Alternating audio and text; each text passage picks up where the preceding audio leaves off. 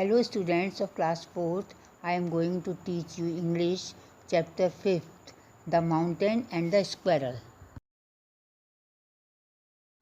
चलिए बच्चों, अब हम पढ़ाई शुरू करते हैं। हमारा चैप्टर है the mountains and the squirrel. I will enjoy the poem. This poem is a dialogue between the mountain and the squirrel. The mountain is proud of its size and looks down upon the squirrel. The squirrel justifies its existence.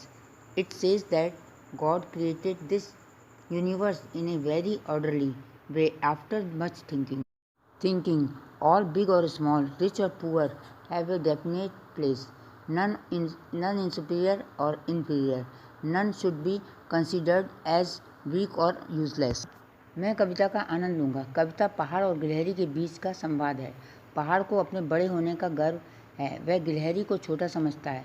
गिलहरी अपने अस्तित्व की पुष्टि करती है और कहती है कि भगवान ने बहुत सोच समझकर इस ऑनर्स को बनाया है. सभी बड़े व छोटे, अमीर व गरीब, कोई भी श्रेष्ठ या निम्न नहीं है और कोई भी कमज़ोर व बेकार नहीं माना जाता है. The mountain and the squirrel had a Quirrell, and the former called the latter little prig. One replied, "You are doubtless very big, but all sorts of things and weather must be taken in together to make up a year and a spare, and I think it no disgrace to occupy my place." पहाड़ और गिलहरी के बीच झगड़ा हुआ था और पूर्व ने बाद वाले को बुलाया, लिटिल प्रिग. वन ने उत्तर दिया, निसंदेह ही तुम बहुत बड़े हो, लेकिन हर तरह की चीज़ें और मौसम मेरी जगह एक साथ लिया जाना चाहिए. एक साल और एक गोला बनाने के लिए मुझे लगता है यह कोई अपमान नहीं है, मेरी जगह पर कब्जा करने के लिए.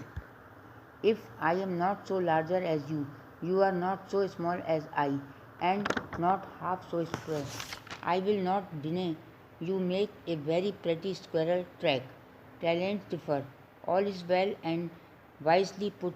If I cannot carry forest on my back, neither can you crack a nut.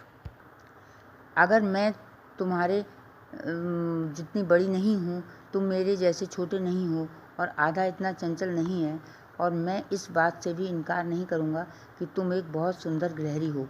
हम दोनों की प्रतिभा अलग है, सब ठीक है और बुद्धिमानी से रखा गया है. अगर मैं जंगलों को अपनी पीठ पर नहीं ला सकती तो ना ही आप एक अखरोट तोड़ सकते हो.